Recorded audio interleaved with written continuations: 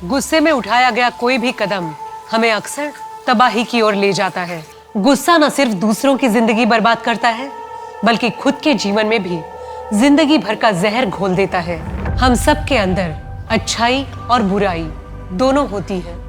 हमारी सोच पर हमारा नियंत्रण ये तय करता है कि हम किस राह को चुनते हैं। इस नए अध्याय में हम देश के अलग अलग शहरों और गांवों से ऐसे हैरतअंगेज केसेस देखेंगे जिसमें दिल दहला देने वाले जुर्म हुए, सिर्फ इसलिए क्योंकि किसी एक इंसान ने अपनी समझ और आचरण पर नियंत्रण नहीं रखा। आज का ये केस एक असंभव पहेली बनकर पुलिस के सामने आया था, जिसमें जुर्म और मुजरिम दोनों ने पुलिस के होश उड़ा दिए थे। वाह, ये मेरे लिए।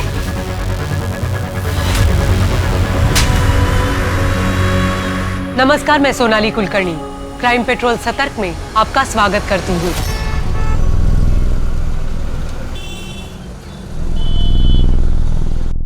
छह 628 साल पुरानी बात है। मांडवी के घने जंगलों में एक शक्तिशाली मायावी रहता था, जिसकी एकमात्र बेटी थी, जिसका नाम था कल्की। कल्की के नैन नक्श एकदम बदसूरत थे, एकदम। लोग अक्सर उसे देखकर डर जाते थे। कुछ तो उसे डायन का रूप मानते थे। कल्की अक्सर अपनी परछाई से बात करती थी। कल्की को ऐसा लगता था कि एकमात्र परछाई ही उसकी दोस्त है।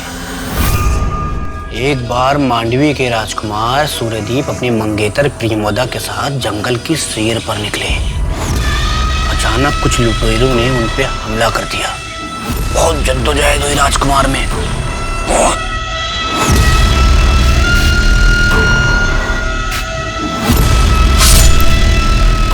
जिसमें रानी प्रियमोदा की मृत्यु हो गई। जान तो राजकुमार सूर्यदीप की भी जाने वाली थी, लेकिन कल्की ने उनकी जान को बचा लिया और कल्की राजकुमार को अपने घर ले आई। कल्की ने राजकुमार सूर्यदीप की बहुत सेवा की, बहुत सेवा की। पहली बार कल्की को अपनी सूरत पे गुस्सा आ रहा था, क्योंकि कल्की को राजकुमार सूर्यदीप से प्यार हो गया था। कल्की के पिता मायावी ने अपने जीवन भर की तपस्या अपनी बेटी कल्की पर न्यौछावर कर दिया और कल्की को प्रियमवदा का रूप दे दिया। कल्की की परछाई कल्की से एकदम नाखुश थी, एकदम नाखुश। और क्या हुआ? क्या आप भी फिर से कल्की की कहानी लेकर बैठ गए? ये क्या नया शौक चढ़ा है आपको? डेली एक ही कहानी लेकर बैठ जाते हैं। होटल जाने में देरी नहीं हो रही? जा रहा हूँ। और चंदन जगन, तुम दोनों, तुम्हारे सारे काम खत्म हो गए हैं, आराम से बैठ के कहानी सुन रहे हो। चलो जाओ। जी मैम, जा रहे हैं। और आप भी उठिए, गीजर ऑन कर दिया मैंने। चलिए चलो, लीजिए। ओह, थैंक यू। आज मैं थोड़ा जल्दी आने की कोशिश करूंगा। कार्तिक, नमित का कॉल आया था, वो आज लद्दाख ट्रिप से वापस आ रहा है। तो फाइनली उसको फुर्सत मिल गई। कोविड और लॉकडाउन के चक्कर में होटल का धंधा आधे से कम हो गया था। अभी जब धंधा स्टार्ट हुआ था तो वो दोस्तों के साथ ट्रिप पे निकल गया, वो भी होटल के अकाउंट से पैसे लेकर। कार्तिक, इतना भी क्या? भतीजा है आपका। आज तुम नहीं समझोगी। पिछली बार भी मैंने उसको कुछ नहीं बोला था, लेकिन उसकी लापरवाही बढ़ती जा रही है। अच्छा, आप रहने दीजिए। अदिति, तुम बीच में मत बोलो, ये मैं हैंडल कर लूंगा। अच्छा, मैं निकल रहा हूँ, मैं तुमको लाइव लोकेशन भेज दूँ।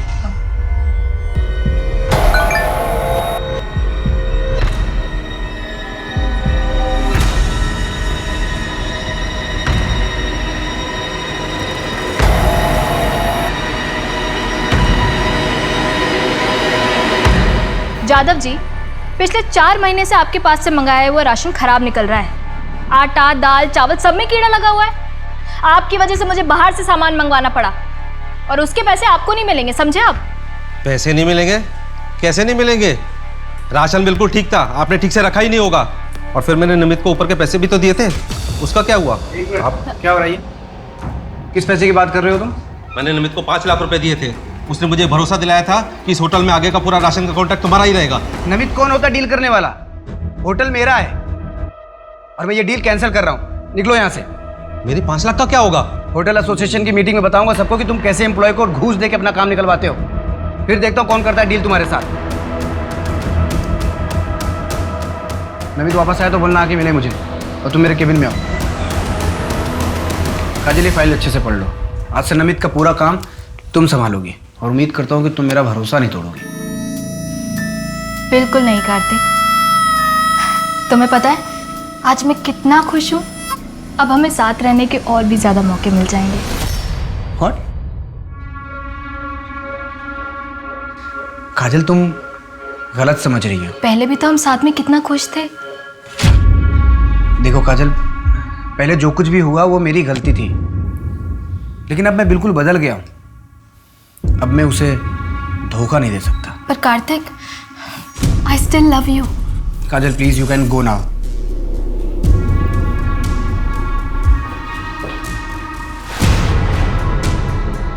हाँ बस निकल रहा हूँ मैं। ट्रैफिक नहीं हो तो 20-25 मिनट में पहुंच जाऊंगा। हाँ ठीक है, मैं डिनर गर्म कर लेती हूँ।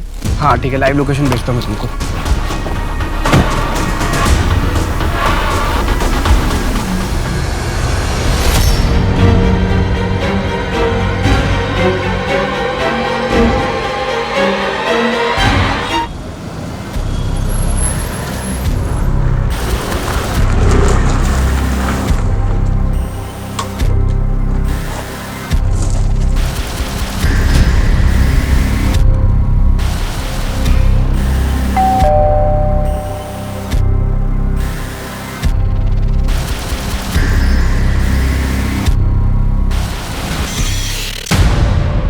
चाची क्या हुआ? नमित तुम कहाँ थे? मैं तुम्हें कल रात से कॉल कर रही हूँ। कितने मैसेज किए तुम्हें, तुम्हारा फोन क्यों बंद है? वो मोबाइल की बैटरी खत्म हो गई। कुछ पता चला चाचू का कहाँ है? पुलिस कह रही है कि वेट करो। चाची पुलिस की तहकीकात तो 24 घंटे के बाद शुरू होगी। अब उनका लास्ट लोकेशन क्या था? अशोक रोड क्रॉस कर रहे थे। आप चिंता मत करो, मैं देखता हूँ। नहीं, मैं भी तुम्हारे साथ चलती हूँ। ठीक है, आओ। रुको रुको रुको, कार्तिक!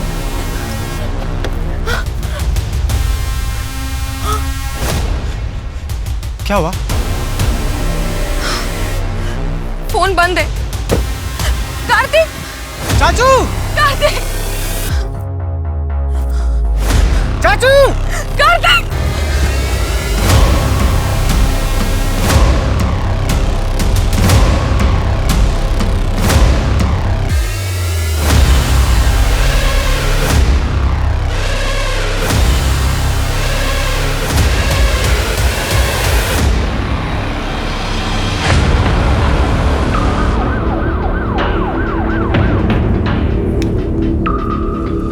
विक्टिम का नाम कार्तिक महाजन, महाजन होटल का मालिक।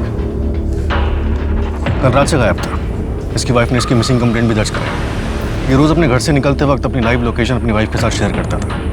कल इसकी लाइव लोकेशन यहीं ऑफ हुई। रोज लाइव लोकेशन वाइफ को शेयर करता था? क्यों? ऐसी कौन सी बात का डर था इसे? कुछ मिला?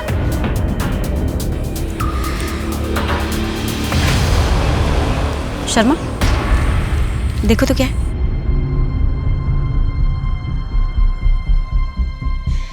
NH इलायची लगता है रिसेंटली किसी ने खाकर फेंका है। धूल मिट्टी नहीं है इस पर। शर्मा एक काम करो, फॉरेंसिक वालों को भेजो। केस से रिलेटेड सबूत हो सकता है।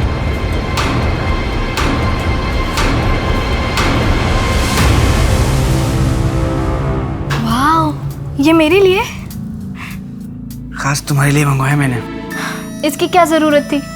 तुम ऑलरेडी मुझे कितने गिफ्ट्स देते रहते हो। अरे मुझे अच्छी लगी तो मैंने ले ली। बाय द वे तुम्हारे ऊपर ये बहुत अच्छी लगेगी। देखो, ऐ शाबाश, देखो। Thank you Kartik, I love you.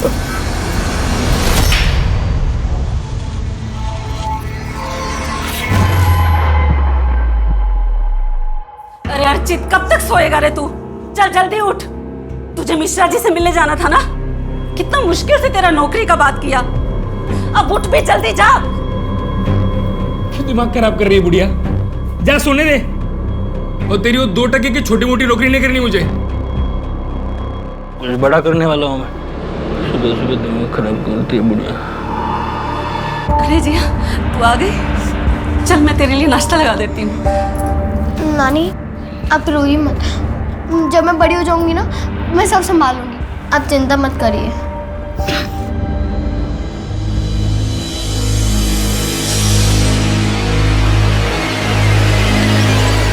काकी, ध्यान कहाँ है आपका? मैं बस वो जिया के बारे में सोच रही थी। कहाँ ढूंढूं उसे? पुलिस भी कुछ नहीं कर रही है। शायद पुलिस को जो लग रहा है कि जिया खुद से कहीं गई है वो सही है। उसने खत भी तो लिखा था ना। पर बच्ची है, कहीं भी है तो ढूंढना तो होगा ना। हिम्मत रखिए काकी। अरे वो मेरी चाय बन गई? जिया का अब तक कुछ पता चला? नहीं, अब मैं चाय गर्म करके लाती हूँ। मिल जाएगी काकी।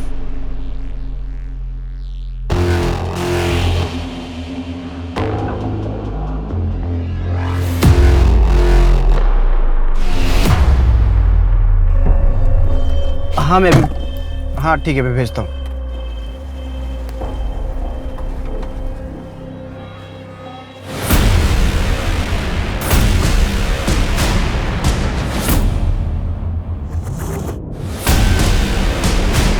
भानु सिंह, 2 महीने पहले तक दोनों की काफ़ी अच्छी दोस्ती थी। वो अक्सर यहाँ आया करते थे। उस दिन जब कार्तिक यहाँ से गया तो उसका मूड कैसा था? नॉर्मली था मैम। हाँ, सुबह वो राशन वाले वेंडर के साथ थोड़ी नोकझोंक हुई थी। होटल एसोसिएशन की मीटिंग में बताऊंगा सबको कि तुम कैसे एम्प्लॉय को घूस दे के अपना काम निकलवाते हो। तो थोड़े अपसेट थे। उसके बाद नमित सर का वेट कर रहे थे पर वो आए नहीं, इसलिए थोड़ा सा नाराज़ थे। बट उसके बाद नॉर्मल थे, कुछ अजीब नहीं लगा मुझे। हमें इस भानु सिंह से बात करनी होगी, शायद उसे कुछ पता। बड़ा अजीब है, 2 महीने बाद वो कार्तिक से मिलने आता है और उसी रात कार्तिक का मर्डर हो जाता है। सीधे सीधे बता, तू पैसा लगाएगा या नहीं? मानो बात समझ, तेरा बिजनेस मॉडल किताबी बातों पे बेस्ड है। इस बिजनेस का ना कोई रिसर्च है और ना कोई एनालिसिस। ऐसे में मैं पैसे रिस्क में नहीं डाल सकता यार। विवेक ने सही कहा था, तेरे लिए दोस्त और दोस्ती कोई मायने नहीं रखती। मानो पर्सनल मत हो, ये मेरे और विवेक के बीच की बात है। हाँ, लेकिन मुझे तभी सबक ले लेना चाहिए था, समझ जाना चाहिए था कि तू कितना कमीना और धोखेबाज है। मानो जबान संभाल के बात कर। हा? क्या बोल कर बोला मैंने? तेरे पैसे नहीं लगाऊंगा मैं पैसे। मुझे बोला था पैसे लगाने मेरी मर्जी है यार। ये क्या कर रहे हैं आप लोग? दोस्त होकर ऐसे हाथापाई कर रहे हैं? अभी मुझसे क्या पूछ रही हो? इससे पूछो ना कि कैसे और किस किस को धोखा दे रहा है। और वैसे भी कहानी सुनाने में माहिर है ये। हाँ, पूछ लो इससे। रिलैक्स रिलैक्स, कुछ भी नहीं है, कूल।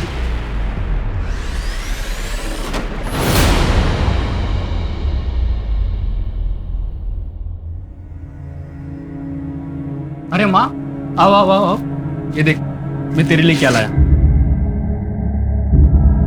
इतने पैसे कहाँ से आए तेरे पास? अरे माँ, ये समझ ले तेरे बेटे को बहुत बड़ी लॉटरी लग गई है। लॉटरी? कैसी लॉटरी? अरे माँ, अब ये समझ ले कि तेरा बेटा बहुत बड़ा आदमी बनने वाला है। अब खड़े खड़े सब कहानी सुनेगी क्या? मुझे भूख लगी है, कुछ अच्छा सा खिला दे। चल मैं फ्रेश होके आता हूँ।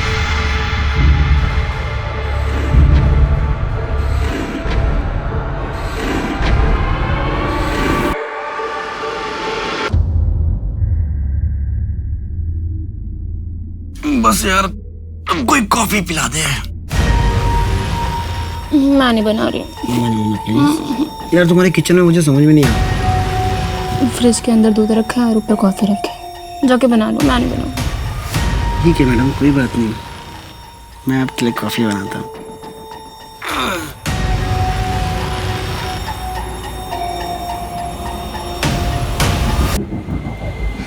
विवेक,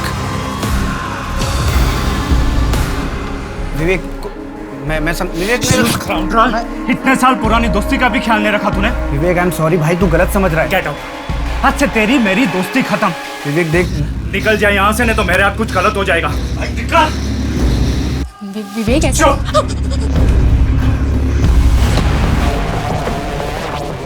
विवेक जल्दी करो, फ्लाइट मिस हो जाएगी। विवेक, हाँ क्या हुआ? कुछ नहीं, चल।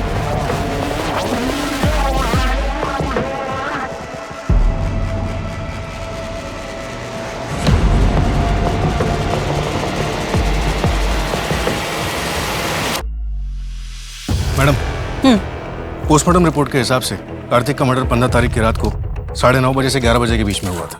Murder weapon? कोई तेज धार वाला ऑब्जेक्ट जैसे चाकू। उस वेंडर राधे का कुछ पता चला? उसके सीडीआर और लोकेशन डिटेल्स चेक किए। वो मर्डर वाले दिन अपने किसी रिश्तेदार की शादी अटेंड कर रहा था। कार्तिक का भतीजा नमित? उसका फोन 15 तारीख की रात से स्विच ऑफ था, जो सुबह 7 बजे के आसपास जाके स्विच ऑन हुआ। शर्मा, मुझे लगता है कि कार्तिक के भतीजे नमित की हिस्ट्री निकलवानी चाहिए। क्या उसके पास कोई ऐसा मोटिव है जो कार्तिक को नुकसान पहुंचा सके? भानु? उसका फोन अभी भी स्विच ऑफ, घर पे ताला लगा हुआ है। उसके ऑफिस में पता किया लेकिन किसी को कुछ नहीं मालूम। उसके माँ बाप? कोई नहीं, अकेला रहता है। वैसे पता चला कि कार्तिक के 2 काफी करीबी दोस्त थे, विवेक और भानु। विवेक की वाइफ के साथ कार्तिक का अफेयर था, जो विवेक को 1 साल पहले पता चला और उसने दोस्ती तोड़ ली। इस विवेक के पास मोटिव है। लेकिन मैडम 1 साल तक क्यों रुकेगा? वैसे बात हुई है उससे, वो मुंबई में कोई कॉन्फ्रेंस अटेंड कर रहा है अपनी वाइफ नैना के साथ। 1-2 दिन में आ जाएगा, तब बात करेगा। एक काम करते हैं, बाय द टाइम हम कार्तिक की बीवी अदिति से बात करते हैं। मुझे लगता है उसे पता होगा इस अफेयर के बारे में। अब आपके सामने पेश है राजकुमार सूर्यदीप और राजकुमारी प्रियंवदा।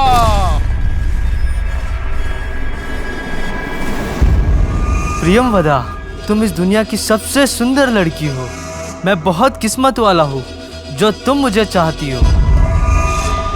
राजकुमार सूर्यदीप, आपको राजा साहब बुला रहे हैं।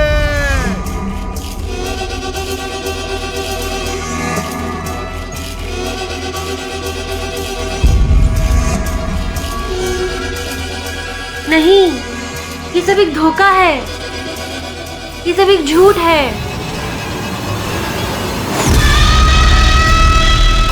ये सब एक झूठ है। ये है मेरा असली सच। कब तक ही सच मैं आप सबसे छुपाऊंगी? सत्य, असत्य, प्रत्यक्ष, अप्रत्यक्ष, किस जीवन का मैं चयन करूं? शाबाश बेटा, तूने तो स्टेज पे कमाल कर दिया। किसी को पता ही नहीं चला कि प्रियंवदा लड़की नहीं लड़का। सच बाबा? अरे हाँ बिल्कुल। चल चल चल, अब नाटक का आखिरी अंग बचा है ना, तो जल्दी से कपड़े बदल ले, ठीक है? हाँ।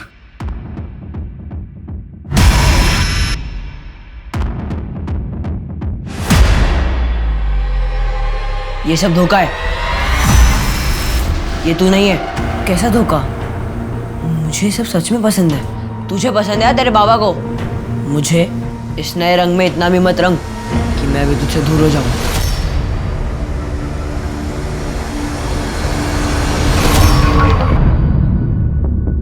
यार मैं उससे प्यार करने लगा हूँ। कार्तिक यार, तुम ऑलरेडी शादीशुदा हो। मुझे समझ में नहीं आ रहा है कि मैं अदिति को कैसे बताऊं। तो एक काम करो, अदिति को सब कुछ सच सच जल्दी बता दो। हाँ बस निकल रहा हूँ मैं निकलता हूँ।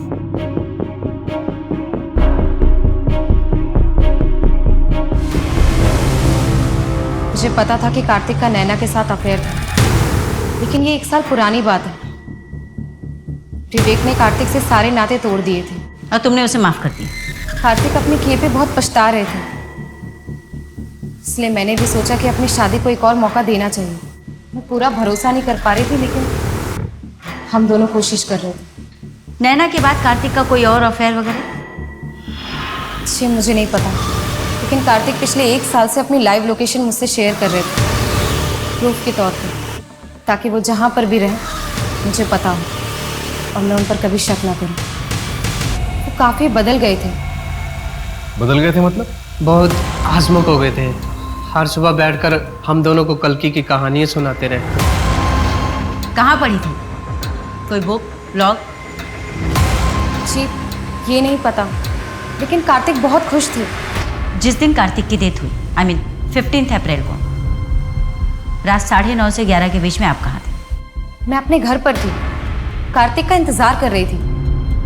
काफ़ी टाइम तक जब कार्तिक नहीं आए तो मैंने उन्हें कॉल किया, लेकिन उनका फ़ोन बंद आ रहा था। फिर करीब 11:45 के आसपास मैं पुलिस स्टेशन गई थी। मेरे घर के एंट्रेंस में CCTV कैमरा है, आप चाहे तो चेक कर सकती हैं, या फिर आप चंदन से भी पूछ सकती हैं।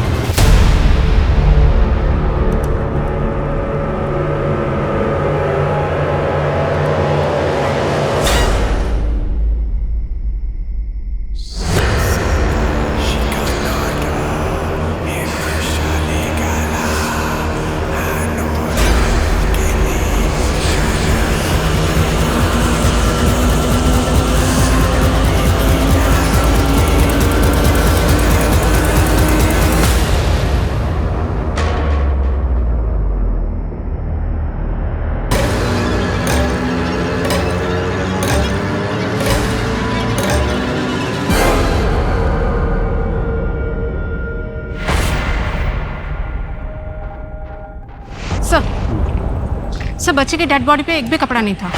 Sexual assault. कुछ कह नहीं सकते सर, गला भी कटा हुआ है इसे। ये जिया वर्मा है ना? मिसिंग कंप्लेंट आई थी इसकी। बॉडी को तुरंत भेजो पोस्टमार्टम के लिए और इस एरिया को अच्छे से छानबीन करो। सर बच्चे की डेड बॉडी के पास ये काले मोती भी मिले हैं। किलर के हो सकते हैं, जिया को मारते समय छीना झपटी में गिर गए होंगे। उसमें कोई मार्किंग या लोगो हो सकता है। इसको फॉरेंसिक के लिए भेजो। जी सर। ताकि पता चले कि किसी बनाने वाले का है या दुकानदार का है। जी सर।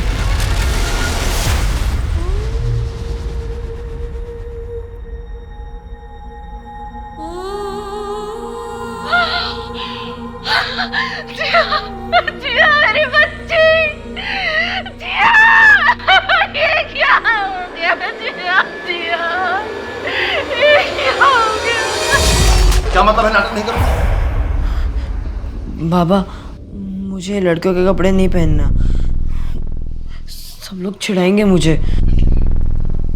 बेटा तू सबसे सुंदर प्रेमवदा है, तुझसे अच्छा कोई नहीं कर सकता। बाबा मैं सूर्यदीप बन जाऊं? नहीं, तू प्रेमवदा ही बनेगा, ये मेरा आखिरी फैसला है। जल्दी बाहर आ जा। खाना ऑर्डर किया है, खा लो। मुझे भूख नहीं है नमित। ऐसे तो आपकी तबीयत खराब हो जाएगी। सच बताओ, क्या कार्तिक को तुमने? क्या? ये आप क्या बोल रहे हो? जिस रात उनका मर्डर हुआ तुम कहाँ थे?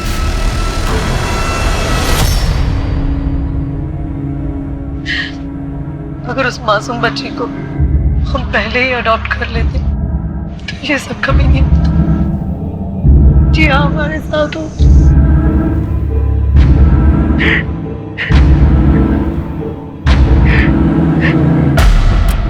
मैडम, कार्तिक का भतीजा नमित, उसके बारे में एक इन्फॉर्मेशन मिली है। ये एक हैबिचुअल जुआरी है, सट्टेबाजी, जुआ, ये उसकी कमजोरी है। उसके ऊपर काफी उधारी भी है। हर थर्सडे को वो एक इलीगल बैटिंग पार्लर में जाता है जो विजयनगर में। ये अशोक रोड वाले जंगल के बगल में है ना, जहाँ से हमें कार्तिक की डेड बॉडी मिली थी? Right madam. 15 अप्रैल को जिस दिन कार्तिक की मौत हुई उस दिन भी थर्सडे था, यानी कि हादसे के वक्त नमित उसी एरिया में था, राइट? हाँ, पप्पू ने बताया था कि उस दिन नमित बैटिंग पार्लर गया था। और एक बात मैडम, नमित को इलायची खाने का बहुत शौक है और उसका फेवरेट ब्रांड है NH इलायची। उठाओ साले को। सर ये पोस्टमार्टम रिपोर्ट आ गई है। जिया की बॉडी के पास जो काले मोती मिले थे उस पर जीजे का लोगो मिला। जी सर, ज्ञानी ज्वेलर्स। उसके ऑनर से बात करो और पता लगाओ कि वो काले मोती किसने खरीदे थे। सिर्फ और इन्फॉर्मेशन है जिया के मामा अर्चित के बारे में। हाँ? मैम आप मुझे मार क्यों रहे हैं मैम? और हम क्यों मारेंगे अपने चाचू को? क्योंकि तेरे ऊपर लाखों का कर्ज है और तेरी बेटिंग की लत के बारे में मालूम है हमें। मैम आपको ये भी पता होगा कि जिस दिन चाचू का मर्डर हुआ था हम बैटिंग कर रहे थे। 11:30 बजे पहुंचा था तू साले, और कार्तिक का मर्डर 9:30 से 11 के बीच में हुआ था। बंसल चेयर दे।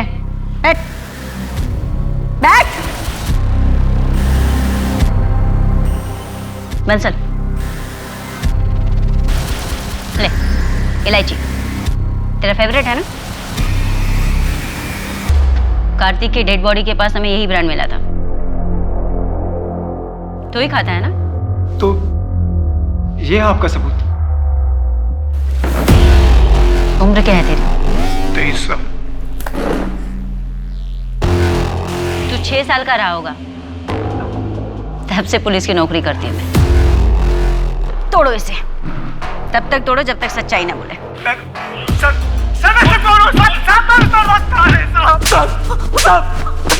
बस कीजिए साहब, मैंने बोलता है मैंने कुछ नहीं किया है साहब। आज ही तेरे दोस्त को औरतों की तस्करी के रैकेट में अरेस्ट किया है। पिछले 2 हफ्ते से तुम दोनों के बीच में कुछ ज्यादा ही बातचीत चल रही थी और अचानक जिया गायब हो गई और तू अमीर हो गया। हाँ? कहीं तूने जिया को बेच तो नहीं दिया उसके हाथों? नहीं साहब, मैंने तो बस जिया की माँ के गहने बेचे थे। और अगर आपको सवाल करनी है ना तो उन लोग से कीजिएगा जो जिया को गोद लेना चाहते थे। हाथ धो के पीछे पड़े थे साहब मेरी माँ के, जिया को गोद लेने के लिए। मैंने कुछ नहीं किया है साहब। हाँ हाँ बेटा, आई एम सो सॉरी। पापा है ना, पापा आपको होमवर्क करवा देंगे पक्का पक्का। संडे को मम्मा आपके और पापा के साथ गार्डन जाएंगे, promise. Bye bye, love you.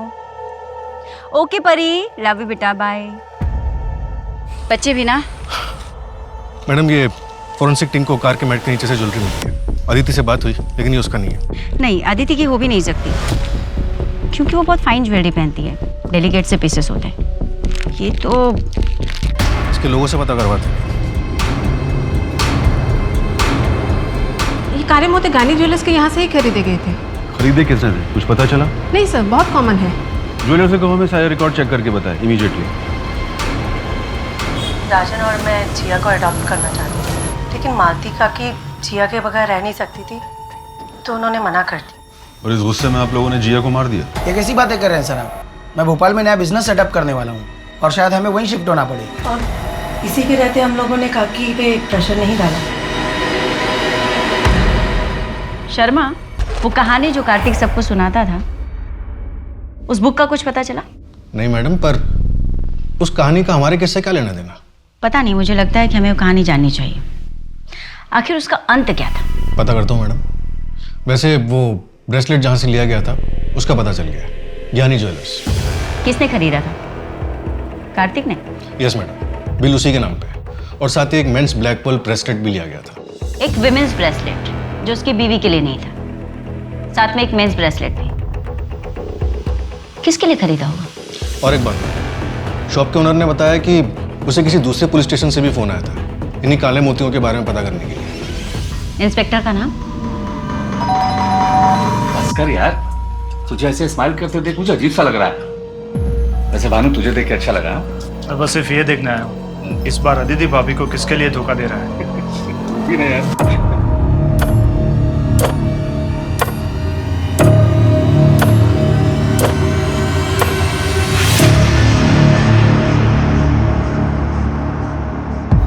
नैना, मुझे कार्तिक के बारे में एक ऐसी बात पता है जिसको सुनकर अदिति भाभी को दुख होगा, पर यह बात बाहर आना बहुत ज़रूरी है। हाँ, मुझे पुलिस को यह बात बतानी होगी। नहीं, मैं नहीं फंसूंगा। अगर ये बात पुलिस को मालूम चली तो केस सॉल्व होने में मदद होगी। हाँ, मैं पुलिस स्टेशन होकर घर ही आऊँगा।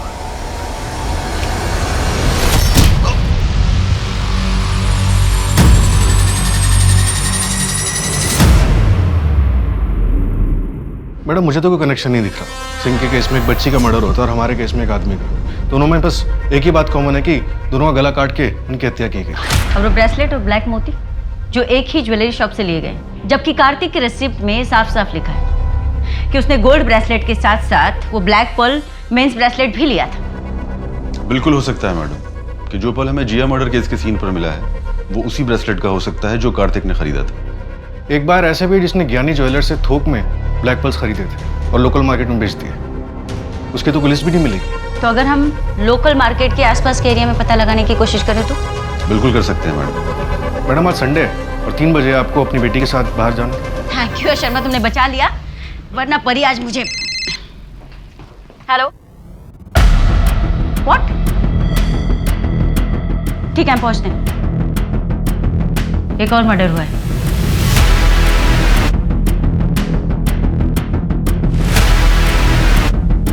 विवेक ने अपनी वाइफ नैना से लास्ट कहा था कि वो कार्तिक के मर्डर के बारे में पुलिस को कुछ बताना चाहता है। पर ऐसा क्या है जिसकी वजह से इसे मार दिया गया? इस असंभव पहेली के जाल में फंसकर एक और आदमी अपनी जान गंवा चुका था, लेकिन अब भी पुलिस के पास कातिल तक पहुंचने का कोई ठोस रास्ता नहीं था। कार्तिक के साथ वो औरत कौन थी? अगर वो सच में कार्तिक से प्यार करती थी तो वो अब तक सामने क्यों नहीं आई थी? इन मर्डर्स के पीछे का सच क्या था? क्या विवेक आखिरी विक्टिम था या और भी जुर्म होने बाकी थे?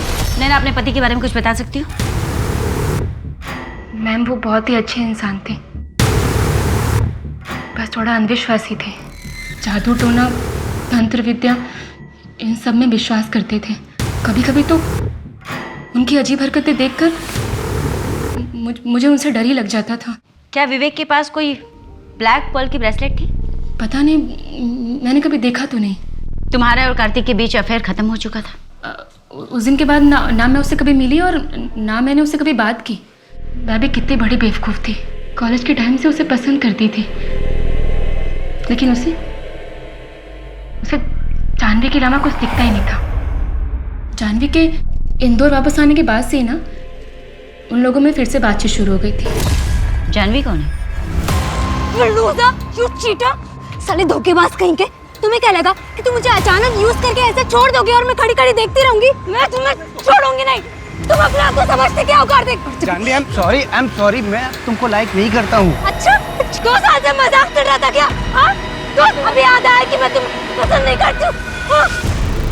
हाँ, मैं कार्तिक से बहुत ज़्यादा गुस्सा थी, लेकिन 10 साल पहले।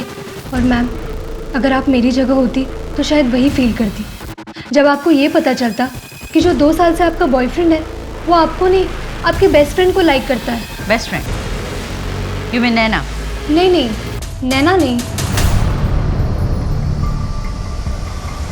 नैना नहीं तो और कौन? अजय सिंह। व्हाट? तुम्हारा मतलब है कार्तिक लड़कों में भी इंटरेस्टेड था? उसने मुझे बताया था वो बाइसेक्सुअल था, लड़कों को भी पसंद करता था। क्या अदिति जानती थी कि कार्तिक लड़कों में भी इंटरेस्ट रखता है? हाँ मैम।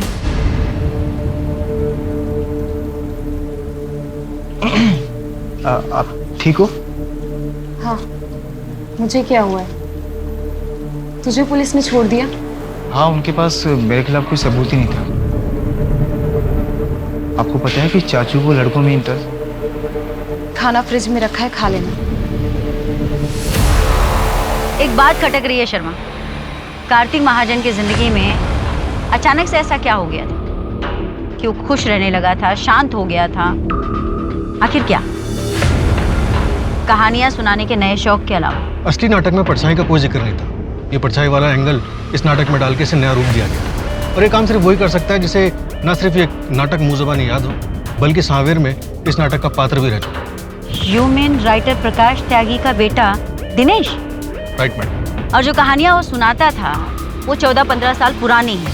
मध्य प्रदेश के सांवेर जिले में कोई नाटक होता था, उसकी कहानी? हाँ मैडम, काफ़ी फेमस नाटक है। मेरे कॉलेज के हिंदी के प्रोफेसर ने बताया कि कल्कि की कहानी राइटर प्रकाश त्यागी ने लिखी, लेकिन अनफॉर्चुनेटली 15 साल पहले उनका सीढ़ियों से गिरने की वजह से देहांत हो गया और इस वजह से ये नाटक अभी छपा नहीं।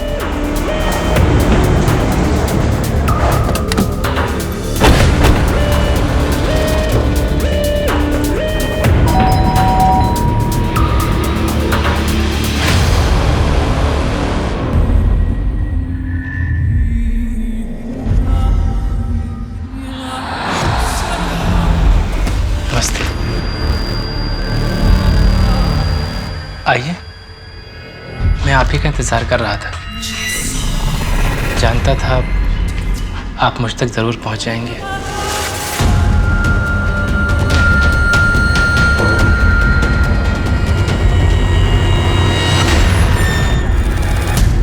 Thank you. दिनेश, आपने पुलिस को फ़ोन करके बताना ज़रूरी क्यों नहीं समझा? मैम, मैं अदिति को और परेशान नहीं करना चाहता था। क्या आप नहीं चाहते कि जिसने भी कार्तिक का मर्डर किया उसे सजा मिले? उससे क्या होगा मैम? कार्तिक वापस तो नहीं आ जाएगा। आपका ऐसे लड़कियों की गेटअप में रहना, I mean, कार्तिक को इससे कोई प्रॉब्लम नहीं थी?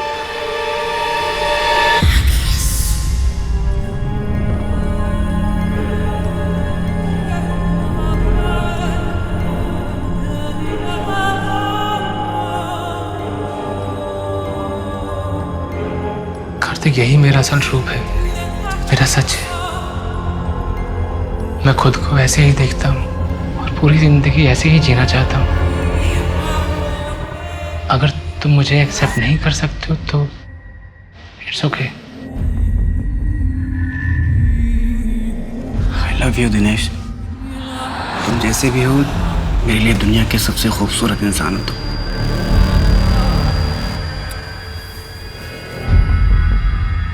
एक दूसरे में हमें जिंदगी मिल गई थी, जैसे सूर्यदीप और कल्कि। आप जानते हैं इस नाटक के बारे में? शुरू के 2 अंक, आखिरी में क्या हुआ? वही जो हर नाटक में होता है, दुख, विलाप और मौत। कल्कि ने सूर्यदीप को अपनी हकीकत बताने का तय किया और सूर्यदीप के सामने अपने असल रूप में आ गए। कल्कि का कुरूप देखकर सूर्यदीप ने कल्कि को जान से मार दिया। घायल कल्कि जमीन पर पड़ी हुई थी। तभी कल्कि की परछाई उसके सामने प्रकट हुई। कल्कि को उसके असल रूप में देखकर उसकी परछाई उसमें समा गई। इस तरह कल्कि को दोनों मिल गए, उसकी परछाई भी और सूर्यदीप के साथ बिताए कुछ पलों की खुशी भी। जिस तरह कुछ खुशी के पल मुझे मिले कार्तिक के साथ। कार्तिक शादीशुदा था और पिछले 6 महीने से आपके साथ रिलेशनशिप में भी। ये बात उसने अपनी पत्नी को नहीं बताई। आपको इस बात से कभी कोई आपत्ति नहीं? I mean, इस तरह के रिश्ते और ये दोहरी जिंदगी बहुत ही घातक होते हैं। मैंने कार्तिक को नहीं मारा है। अगर आपके सवाल खत्म हो गए तो प्लीज आप जा सकती हैं। 15 अप्रैल रात 9 बजे से 11 बजे के बीच में आप कहाँ थे? नाट्य कला केंद्र में कन्वेंशन था। मैं पूरी शाम वहीं था। रात 12 बजे के बाद घर लौटा हूँ। आप चाहे तो वहां मौजूद लोगों से पूछताछ कर सकते हैं। एक आखिरी सवाल दिनेश, आपने अपने पिता के नाटक में परछाई क्यों ऐड की? मैम, परछाई हर इंसान का दर्पण होता है। मेरी परछाई भी मेरा आईना है। मैं बस सबको यही बताना चाहता था। Okay okay, I will help you to solve the sum. Bye. Madam, Dinesh सच बोल रहा था। कार्तिक के मर्डर के वक्त वो कन्वेंशन में ही था। कहीं कुछ छूटा तो नहीं ना शर्मा? सीसीटीवी रिकॉर्डिंग मैंने खुद चेक की है, वो वहीं था। पीएसआई शुक्ला को अपडेट कर दिया दिनेश के बारे में? कर दिया मैम, लेकिन जिया और दिनेश के बीच कोई लिंक नहीं है। मैम, भानु का फोन ऑन हुआ है। एक होटल में छिपा बैठा है। टीम निकल गई है उसे अरेस्ट करने। गुड। मैं अभी भी तेरे प्रोजेक्ट में इन्वेस्ट करने के लिए तैयार नहीं हूँ। नहीं यार, वो बात नहीं। मैं बस तुम्हें सॉरी बोल रहा हूँ। उस दिन कुछ ज्यादा ही झगड़ा कर लिया था। मेरी समझ में आ गया है कि मेरा प्रोजेक्ट फुल प्रूफ नहीं है। नहीं देख, तेरा कंसेप्ट अच्छा है, लेकिन थोड़ा वर्क कर उस पर कभी आराम से बैठ के बात करेंगे, है ना? ठीक। अच्छा सुन, मुझे थोड़ा दिनेश से मिलना है। मैं तुझे बाद में बात करता हूँ।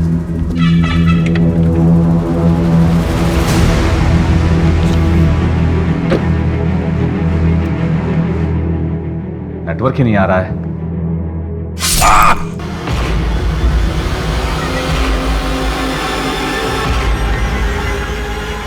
उसके बाद मैंने एक बार भी पीछे मुड़कर नहीं देखा। बहुत ज्यादा डर गया था। जो पहला होटल दिखा उसी में चेक इन कर लिया और फोन स्विच ऑफ कर दिया। आखिर कौन विश्वास करेगा मेरी बातों का?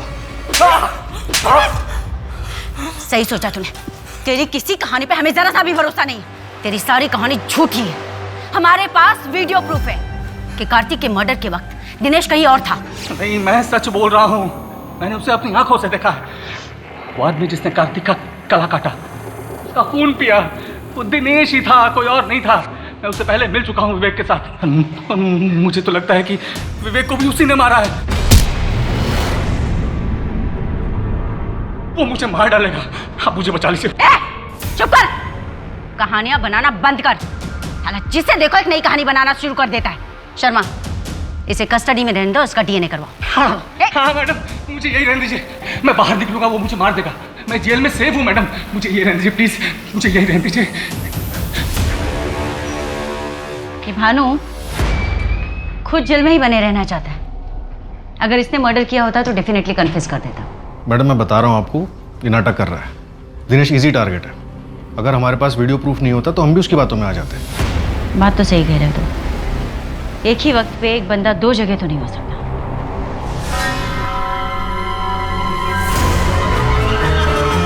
परछाई हर इंसान का दर्पण होता है। मेरी परछाई भी मेरा आईना है। शर्मा, चलो।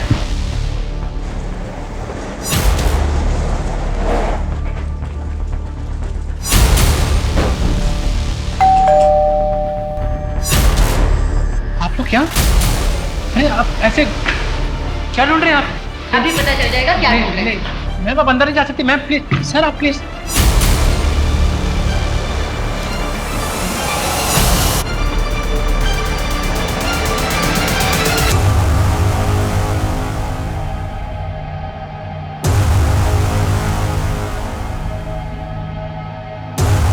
इस नए रंग में इतना भी मत रंग कि मैं भी तुझसे दूर हो जाऊं।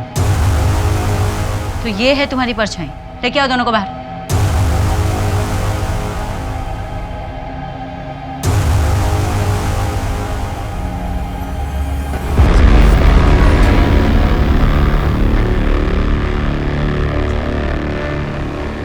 मैंने ये ब्रेसलेट मिला है, इसे कबाड़ में छिपा के रखा है। इसे तो ढूंढ रहे थे हम लोग। Black pearls bracelet. मितेश, पर ये ब्रेसलेट तो कार्तिक ने तुम्हें दिया था।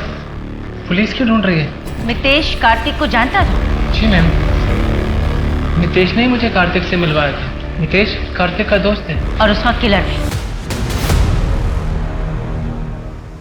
ले चलो इसे।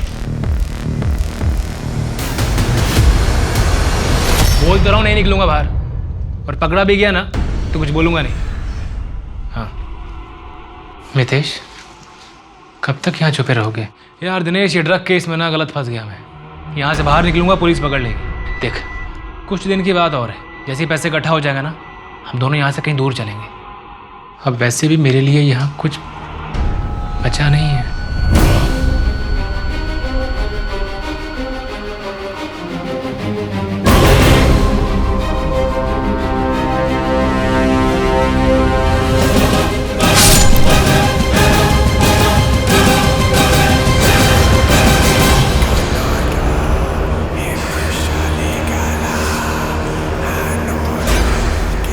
बाबा पार्शनाथ से मिला, उन्होंने मुझसे कहा कि मुझे बलि देनी होगी। बाबा ने कहा कि मुझे 27 बालिग आदमी या औरतों की बलि देनी होगी। बालिग? तो तुमने जिया को क्यों मारा? नहीं नहीं नहीं नहीं, बाबा ने कहा था 27 नर, अब वो आदमी हो, औरत हो, बच्चा हो, फर्क नहीं पड़ता, तो मैंने मारा। फिर तो तुम्हारा टारगेट पूरा हो गया था। फिर तुमने कार्तिक और विवेक को क्यों मारा? विवेक 27वीं बलि थी।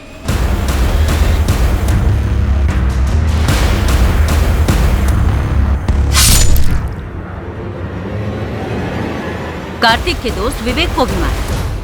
मैडम, मुझे ये नहीं पता था कि विवेक दोस्त है। तुम्हारे घर की टेबल पर उसकी फोटो है और तुम्हें पता नहीं था कि विवेक दोस्त है? जब मैंने मारा तो अंधेरा बहुत था, चेहरा दिखा नहीं। तुमने एक आदमी की जान ले ली और तुमने उसका चेहरा तक नहीं देखा।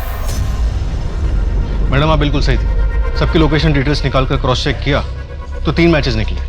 जिस दिन विवेक का मर्डर हुआ था उस दिन मितेश के अलावा बाबा के आश्रम 2 और लोग भी मिलने गए थे। यू मीन हमारे पास सारे सबूत हैं? सीडीआर रिपोर्ट, लोकेशन डिटेल्स, सब में पक्का मैच है। बैकग्राउंड निकालो तो पता चला सब कॉलेज फ्रेंड्स हैं और 10 महीने पहले ही अब बस ऑनलाइन बात होनी शुरू हुई। तो उठाओ सबको, सोचना क्या?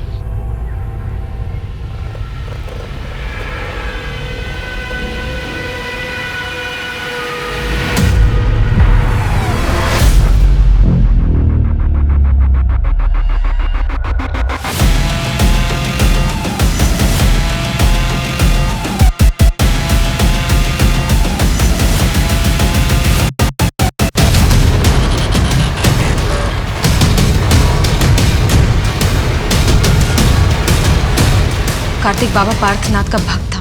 उसके कहने पे हमने बाबा को अपनी सारी प्रॉब्लम्स बताई। बाबा ने कहा कि 10 लाख लगेंगे और तुम्हारी सारी प्रॉब्लम सॉल्व हो जाएगी। और बाबा ने मितेश के अंधविश्वास का इस्तेमाल करके नरबली के नाम पर उससे कार्तिक और विवेक का मर्डर करवाया। हाँ, ये पूरा प्लान मेरा था। हमारी 6 साल की शादी में झूठ, धोखा, अफेयर और चीटिंग के अलावा कार्तिक ने मुझे दिया क्या? एक मैं ही थी जो अपनी शादी को बचाने की कोशिश कर रही थी। ना सेटिस्फेक्शन दे पाया और ना ही बच्चा। फिर मुझे पता चला कि उसे लड़कियों से ज्यादा लड़कों में इंटरेस्ट है।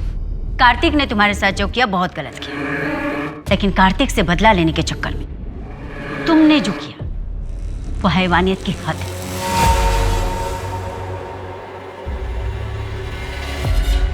मेरी पहचान, मेरा पहनावा, मितेश जिसे तुम बीमारी समझते हो, इसी पहनावे का इस्तेमाल तुमने भी किया है अपने घटिया मंसूबों को अंजाम देने के लिए। पूरी दुनिया, कानून सब मुझे अपना चुके हैं, एक तुम ही हो जो मुझे अपना नहीं पाए। मितेश, बीमार मैं नहीं हूं, तुम हो बीमार। काफी लंबी तफ्तीश के बाद बाबा पार्थनाथ की चौंका देने वाली सच्चाई सामने आ चुकी थी। अदिति और राजन की तरह और भी लोगों से उनकी जिंदगी का कांटा हटाने के नाम पर पैसे लेते थे और मितेश से नरबली के नाम पर ये खून करवाते थे। ऐसे केसेस के बारे में सुन के लगता है कि लोगों ने तकनीकी उपलब्धियों को तो अपना लिया है, लेकिन कहीं न कहीं पुरानी सोच के दायरे के पार नहीं देख पा रहे हैं। ये बात समझनी और दूसरों को समझानी होगी कि हर इंसान को उसके मन मुताबिक जिंदगी जीने का पूरा हक है। ये बदलाव प्रगति की ओर सच्चा कदम होगा। इसी के साथ मैं सोनाली कुलकर्णी आपसे विदा लेती हूँ। फिर होगी आपसे मुलाकात एक नए केस के साथ क्राइम पेट्रोल सतर्क में। तब तक अपना और अपने परिवार का ख्याल रखिए। आप जानते हैं हम सब एक मुश्किल दौर से गुजर रहे हैं। कृपया मास्क पहने, सैनिटाइजर का इस्तेमाल करें और उचित दूरी बनाए रखिए। देखते रहिए क्राइम पेट्रोल सतर्क। जय हिंद।